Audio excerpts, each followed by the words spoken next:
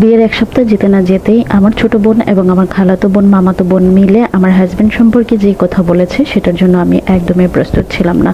আমার ছোট বোন, খালাতো বোন, মামাতো বোন সবাই আমার সাথে বিয়ের দিনেই আমার শ্বশুরবাড়িতে গিয়েছে, কারণ তারা আমার থেকে অনেক ছোট ছিল, যার কারণে আমার সাথে যাওয়ার সময় তাদেরকে দিয়ে দিয়েছে। এটা আমাদের এলাকার একটা নিয়ম বলা যায়। বউয়ের সাথে কাউকে সাথে যেতে দিতে হয়, হয় মুরব্বী কাউকে, না হয় ছোট মেয়ে থাকলে ছেলে থাকলে তাদেরকে সাথে দিতে হয়। কিন্তু বিয়ের এক সপ্তাহ পর আমি আমার বাবার বাড়িতে যখন থাকতে শুরু করেছি, তখন আমার বোন এবং আমার মামাতো খালাতো বোনগুলো তখন পর্যন্ত আমার বাবার বাড়িতে ছিল, কারণ তখন বিয়ের আমেজ কাটেনি। কারণ বৌবাত এবং আমাদের বাড়ির অনুষ্ঠান ফিরতে আসা এবং যাওয়া সবকিছু মিলিয়ে আনন্দেই মনে হয় শেষ হচ্ছে না। কিন্তু ওরা আমাকে যে কথাগুলো বলেছিল সেগুলোর জন্য আমি নতুন অবস্থায় একদমই প্রস্তুত ছিলাম না। তারা আমার কাছে বিচার দিয়েছে আমার স্বামী সম্পর্কে, আর এমন বিচারই দিয়েছে যেটা আমি এখন পর্যন্ত মানতে পারছি না। তখন মনে হয়েছে যে তারা ভুল কিছু বলছে, কারণ আমার হাজব্যান্ডকে তারা নতুন দেখেছে, আমার হাজব্যান্ডও তাদেরকে নতুন দেখেছে। হয়তো বা ছোট মানুষ উল্টাপাল্টা কথা বলেছে। তারা আমাকে সবাই মিলে বলেছিল আমার হাজব্যান্ড নাকি তাদেরকে জড়িয়ে ধরে, সুযোগে কেমন জানি ওনার গায়ের সাথে লাগিয়ে নাকি কেমন জানি করে। এই জিনিসগুলো আমার অনেক বেশি খারাপ লেগেছে। আর কথায় কথায় নাকি তাদের গায়ে হাত দেয় এবং হাত ধরে ধরে কথা বলে, শরীরের সাথে শরীর ঘষাঘষি করে কথা বলে। এই জিনিসগুলো আমার কাছে খুব নোংরামি মনে হয়েছে। আমি তখন তাদেরকে ধমক দিয়ে বলেছিলাম যে দুলাভাইয়ের সাথে তো মানুষ দুষ্টামি করেই, কিন্তু তারা এটা মানতে পারেনি। ছোট হলেও তাদের কাছে হয়তো বা এই দড়া ছোঁয়াটা অন্যরকম মনে হয়েছে। যাই হোক, আমার হাজব্যান্ড যেহেতু নতুন, সেই অবস্থায় আমি কাউকে এই কথাটা আর শেয়ার করতে নিষেধ করেছি। এমনকি আমি আমার হাজব্যান্ডকেও জিজ্ঞেস করিনি কথাটা, যে হয়তোবা মানুষের ভুল হতেই পারে, হয়তোবা নতুন অবস্থা, যার কারণে ওরাও আমার হাজব্যান্ডকে মেনে নিতে পারছে না। আমার হাজব্যান্ডও হয়তোবা কথা বলতে গিয়ে, অনেক মানুষের এরকম স্বভাব থাকে যে গায়ে পড়ে কথা, এমনকি শরীরে টাচ করে কথা বলা, হয়তো এই স্বভাবটা আমার হাজব্যান্ডের রয়েছে। যাই হোক, কিন্তু আমি মানতে পারিনি। ভিতরে ভিতরে অনেক বেশি অপমান লেগেছে, অনেক বেশি খারাপ লেগেছে। আস্তে আস্তে যখন আমি পুরান হতে লাগলাম, আমার বিয়ের 1 মাস কেটেছে, তখন আমিও খেয়াল করলাম আমার হাজব্যান্ডের এই স্বভাবটা অনেক বেশি। বাড়িতে যে আমার যা ছোট বড় আছে তাদের সাথেও কেমন জানি গায়ে পড়ে কথা বলে এবং গায়ে হাত দিয়ে কথা বলে, কথা বলতে গেলেই গায়ে কেমন যেন খোঁচা দিয়ে কথা বলে। এই জিনিসগুলো আমার কাছে ভালো লাগতে শুরু করলো না, আমার কাছে খারাপ লাগতে শুরু করলো। আমি আমার হাজব্যান্ডকে সতর্ক করলাম যে বাইরের বউদের সাথে গায়ে পড়ে কথা বলতে হয় না, গায়ে ধরে কথা বলতে হয় না, কারণ একটা মহিলা মানুষের গায়ে হাত দেওয়াটাও বোকামি ছাড়া কিছু না। তুমি একজন পুরুষ মানুষ, এই যুগের পুরুষ মানুষ, তুমি কিভাবে তাদের গায়ে হাত দিয়ে তারপর কথা বলো? কিন্তু আমার হাজব্যান্ড আমার সাথে খুব রাগ করেছে, ওর মাইন্ডে লেগেছে এই কথাগুলো। কারণ ওই যে আমার মনে আছে আমার ছোট ছোট বোনগুলো আমার কাছে আমার হাজব্যান্ড সম্পর্কে বিচার দিয়েছে, আমি তো সেটাই ভুলতে পারছিলাম। কিন্তু আমার হাজব্যান্ড খুব মাইন্ড করেছে আমার সাথে, কেন যেন আমার সাথে আর কথা বলতে চাচ্ছে না।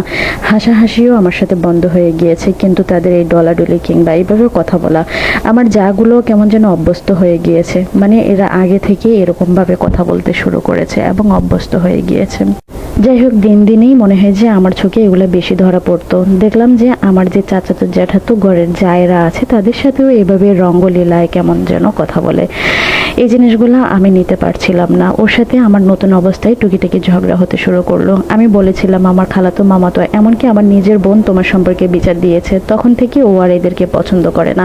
আমাদের বাড়িতে যায় 2-4 দিনের জন্য যায়, আমার বোনটার সাথে কথা বলে না। কিন্তু সে তো ছোট মানুষ, সে তো আর বোঝে না। সে এসে চিৎকার চেঁচামেচি করেই কথা বলে, অনেক জোরে দুলাভাই বলে ডাক দেয়। কিন্তু আমার বোনটার সাথে যে সে কী কারণে কথা বলে না সেটা আমার বোন উপলব্ধি করতে না পারলেও আমি পেরেছি। আমি আমার বোনকে বলেছিলাম, তো দুলাভাই যেহেতু গায়ে ধরে কথা বলে, তাহলে ওর সাথে কথা বলার দরকার নাই, একটু দূরত্ব বুঝিয়ে তারপর কথা বলবে। কিন্তু ছোট মানুষ, সে তো খাবারের জন্য ডাকে, যখন তখন ডাকে। ছোট শালি থাকলে বড় দুলাভাইয়ের যেরকম আদর যত্ন থাকার কথা, ঠিক আমার বোনটা সেরকম করারই চেষ্টা করে। কিন্তু আমার হাজব্যান্ডের এই স্বভাব চরিত্রের কারণে সেও একটু নার্ভাস। আমার হাজব্যান্ডকে তারপরও চেষ্টা করে সামনে এনে খাবার দেওয়ার জন্য। যাই হোক, আস্তে আস্তে আমার হাজব্যান্ডের সাথে আমার সম্পর্ক নষ্ট হতে লাগলো। এর কিছুদিন পর জানতে পারলাম সে তার ক্লাসমেট একটা মেয়েকে ভালোবাসে। ওই মেয়ের সাথে তার আজও কথা হয়, এখনো কথা হয়।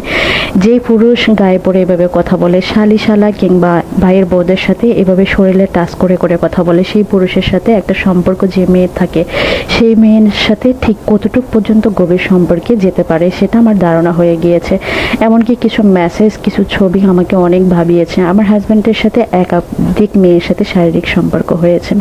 আমি তার সম্পর্কে বুঝে গিয়েছি এবং তার চরিত্র সম্পর্কে আমার ধারণা হয়ে গিয়েছে। কিন্তু কি করব।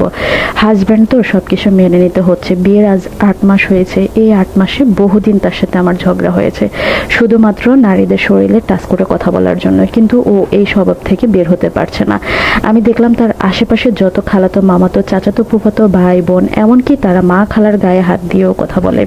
এই জিনিসগুলা আমাদের কাছে হয়তো বা নোংরামি লাগে, তাদের কাছে খুব স্বাভাবিক মনে হয়, কিন্তু আমি জানি এই ছোঁয়াটা একদম স্বাভাবিক কোনো ছোঁয়া না। তার মা খালার বিষয়টা আমি বাদেই দিলাম, কিন্তু এই যে মামাতো খালাতো ভাইয়ের বোদের সাথে, নিজের ভাইয়ের বোদের সাথে এভাবে ডলাডলি করে কথা বলে, এটা গুনাহ এবং অনেক মারাত্মক একটা অপরাধ। আমার অনেক কষ্ট লাগে, আমার অনেক খারাপ লাগে। আমি যখন এগুলো নিয়ে কথা বলতে যাই তখন সবাই আমাকে বলবো যে, সবাই আমাকে মনে করে যে আমি আমার হাজব্যান্ডকে আমার হাতের মুঠে রাখতে চাই, কিন্তু বিশ্বাস করুন এটা আমার সাথে শুধুই নোংরামি মনে হয়, আর কিছু না। আর একজন পুরুষ মানুষ স্বাধীন থাকবে তার মানে এটা না মহিলাদের সাথে ডলাডলি করবে, এমনকি খারাপ সম্পর্ক তৈরি করবে। ও এখনো তার আগের এক্স গার্লফ্রেন্ডের সাথে সম্পর্ক বজিয়ে রেখেছে। আমি এখন 2 মাসের কনসেপ্ট করেছি, আমার যে সময়গুলো কতটা খারাপ লাগে। আর ও যখন বাড়িতে থাকে না তখনই আমি চিন্তায় পড়ে যাই যে সে নিশ্চয়ই অন্য মেয়েদের সাথে ঠিক এমনটাই করে বেড়াচ্ছে, যে আমার চোখের সামনে এসব করে বেড়াতে পারে, সে সব কিছুই করতে পারে। আমার জন্য দোয়া করবেন। এই ক্ষেত্রে আমার আসলে করণীয় কি, যদি মনে করেন আমাকে কিছু বলা উচিত তাহলে একটু বলবেন। ধন্যবাদ বোন আমার গল্প পাঠানোর জন্য। আমি কোনো পরামর্শক নই, এসব বিষয়ে আমি পরামর্শ দিতে পারবো না। তবে আমি এতটুকু বলবো, প্রত্যেকটা মেয়ে ডিজার্ভ করে একটা চরিত্রবান এবং আদর্শবান পুরুষকে। যে পুরুষ চরিত্র ঠিক নেই সেই পুরুষ আসলে বউকে সম্মান করতে পারে না, সবার সামনেই অপমান করতে পারে। এই যে আপনার হাজব্যান্ড সবার সামনেই বলে আপনি এগুলো বলে বেড়াচ্ছেন বা আপনি করে বেড়াচ্ছেন, এমনকি আপনার বোনগুলাকে অপমান করেছে এবং ওদেরকে দোষী সাব্যস্ত করেছে। এর চেয়ে বড় অপমান আমার মনে হয় যে আর কিছুই না। তারপরে বলবো, যেহেতু নতুন এখনো বিয়ে হয়েছে, 8 মাসে একটা মানুষকে কখনো চেনা যায় না।